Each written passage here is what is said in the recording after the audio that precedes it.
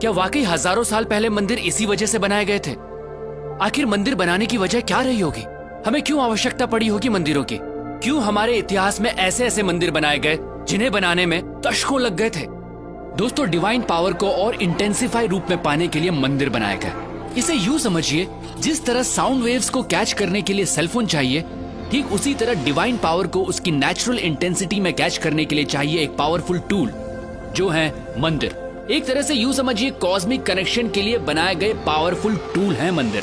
ये एक पॉसिबिलिटी है उस डायमेंशन को छूने की जिससे हम इंसान बने, ये संसार बना, ये ब्रह्मांड बना। और ब्रह्मांड में दूसरे आयामों से कनेक्शन बैठाने के लिए हमारे पूर्वजों ने न सिर्फ मंदिरों में डिवाइन स्ट्रक्चर स्थापित किए, बल्कि उन्हें कॉन्सिक्रेट यानी प्राण प्रतिष्ठित भी किया। प्राण प्रतिष्ठा मतलब मूर्तियों में जान आ जाना नहीं होता है दोस्तों, ये प्राण एनर्जी की तरह प्रतिष्ठित किए जाते हैं। जी हाँ, मूर्तियों को एनर्जाइज किया जाता है, और जब हम उन मूर्तियों के सामने बैठते हैं तो हमें वो एनर्जी महसूस होती है। हमें परेशानी का हल मिलता है, हमारा दुख दूर होता है और हम खुद को भगवान से जोड़ते हैं। ये सिर्फ उन डिवाइन एनर्जीज की वजह से होता है दोस्तों। ये एनर्जी आपका सिस्टम जब कैच करता है तो आपकी एनर्जी बॉडी अलाइंड होती है और आप पॉजिटिव फील करते हैं। जैसे हमें अलग अलग लोगों से पॉजिटिव और नेगेटिव वाइब्स मिलती हैं। देखिए दोस्तों, एनर्जी जो है वो आपके थॉट प्रोसेस से ड्राइव होती है और सामने वाला वही महसूस करता है। ठीक उसी तरह जब हम प्राचीन मंदिरों में जाते हैं तो हमें वहाँ की पॉजिटिव वाइब्स महसूस होती है। अगर आप अपनी एनर्जी के प्रति सेंसिटिव होंगे तो आप ये जरूर महसूस कर पाएंगे। कई मंदिरों की एनर्जी ऐसी होती है कि आप अपने आंसू नहीं रोक पाते, आप इमोशनल हो जाते हैं। हो सकता है आप गिल्ट महसूस करें उस काम के लिए जो आपको गलत लगता है। ऐसी जगह आपको मेल्ट करती हैं, आपको लाइट करती हैं, आपको हल्कापन महसूस कराती हैं। दोस्तों, प्राचीन मंदिर ऐसे एनर्जी सेंटर्स थे जो इंसान की डीप ट्रांसफॉर्मेशन के लिए बनाए गए थे। तभी तो मंदिरों में जाने से पहले नहाया जाता था, ताकि आपकी बॉडी उस एनर्जी के लिए और रिसेप्टिव बने।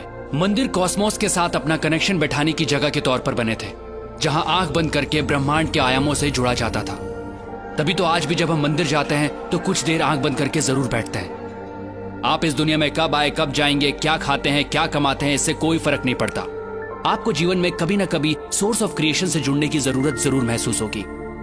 आप उस एनर्जी को महसूस करना चाहेंगे जिससे आप बने हैं। मंदिर उस मार्ग का द्वार है। हम ये नहीं कहते कि सिर्फ मंदिर जाकर ही ये संभव है दोस्तों। अगर आपके घर में मंदिर जैसा एनवायरनमेंट है, कॉन्सिक्रेटेड मूर्ति है, तो आप कॉस्मोस के साथ अपने कनेक्शन को और स्ट्रॉन्ग कर सकते हैं। हमें जितना हो सके इस एनर्जी के पास रहना चाहिए, प्राण प्रतिष्ठित स्थानों पर जाना चाहिए। खासकर 14 साल से कम उम्र वाले बच्चे अगर कॉन्सिक्रेटेड स्पेसेस पर रेगुलरली जाते हैं तो उनकी एडोलेसेंस प्रॉब्लम्स बहुत हद तक अपने आप रिजॉल्व हो जाती हैं।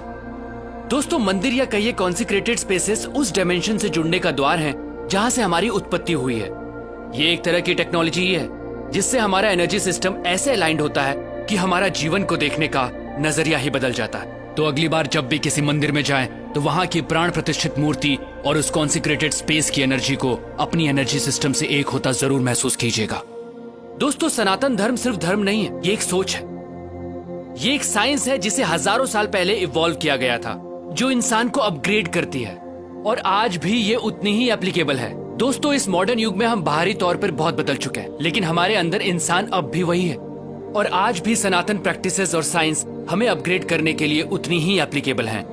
सनातन सोच के माध्यम से मैं ऐसी ही चीजें, ऐसी ही साइंस आप तक पहुंचाता रहूंगा। दोस्तों, अगर आपके दिमाग में भी ऐसी ही कुछ प्रैक्टिसेस हैं, साइंस हैं, तो आप मुझसे जरूर शेयर कीजिएगा, क्योंकि हमें लगता है इस वक्त वर्तमान में सनातन सोच की आवश्यकता है, क्योंकि यही हमारा भूत है और यही हमारा भविष्य। प्रणाम।